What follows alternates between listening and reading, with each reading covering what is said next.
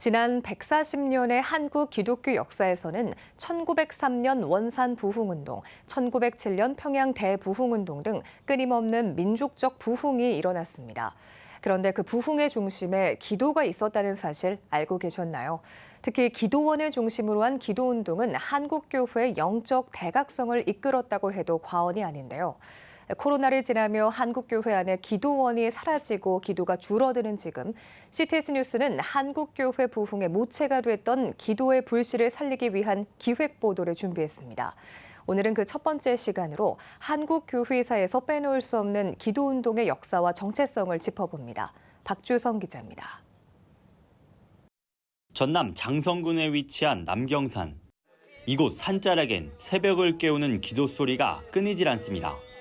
높은 바위 위에 앉아 기도하는 사람부터 일어나 기도하는 사람까지 모두 저마다의 기도 제목을 놓고 간절히 기도하는 일명 산기도입니다. 기도 제목은 늘 진짜 우리 교회 이름처럼 행복한 교회, 행복한 성도, 행복한 가정, 행복한 나라를 위해서 기도합니다. 나라와 민족을 위해서 기도하고 특히 선교사들을 위해서 기도합니다. 항상 선한 마음으로 예수님만 본받아서 살게 해달라고 하나님 앞에 기도하는 거지, 간구하는 거지. 한국 기독교 역사 140년, 1907년 평양 대부흥운동, 1909년 100만 명 구령운동 등 한국교회에는 끊임없는 부흥이 일어났습니다. 주목할 점은 그 시작에서 언제나 기도가 있었단 사실입니다. 민족의 기도가 한국교회 부흥의 원동력으로 작용했고 이로 인해 한국교회 안엔 특유한 기도 문화가 자리 잡았습니다. 철야기도부터 금식기도와 산기도에 이르기까지 목회자와 성도들은 언제 어디서나 하나님을 부르짖으며 기도했습니다. 지난 한국의 기독교 역사를 돌이켜보면 끊임없이 부흥이 일어났습니다.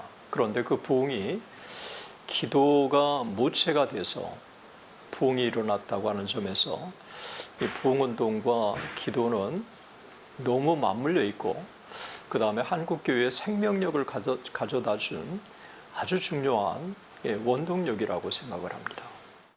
학계에는 기도원이 1940년대 해방 직전 일제 탄압을 피해 산에서 기도하던 교인들을 돕기 위한 기초시설로 시작됐다고 알려졌습니다.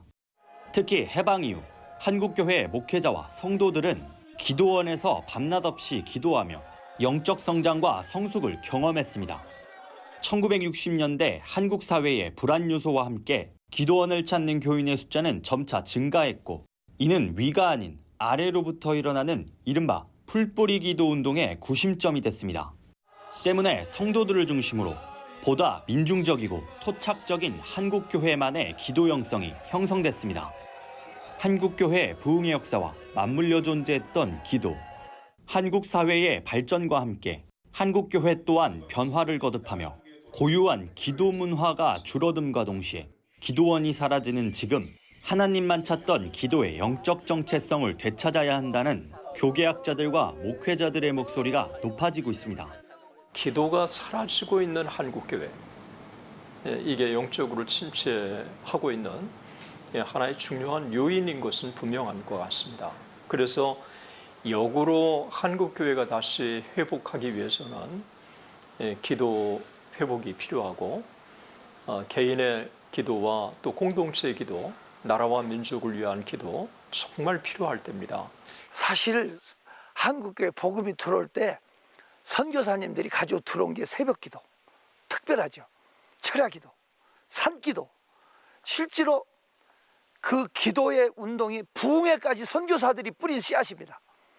그 성령의 힘으로 한국교회가 살아있었고 우리가 정말 부활에 이르는 산신앙으로 하나님과 연결되는 그날까지 살아있는 기도로 하나님과 관계를 맺고 끌어나가야만 하는 거죠. 한국 기독교 부흥의 불씨가 됐던 우리 민족의 기도. 건강한 한국교회를 세우기 위해 지금의 신앙인이 계승해야 할 영적 유산입니다. CTS 뉴스 박주성입니다.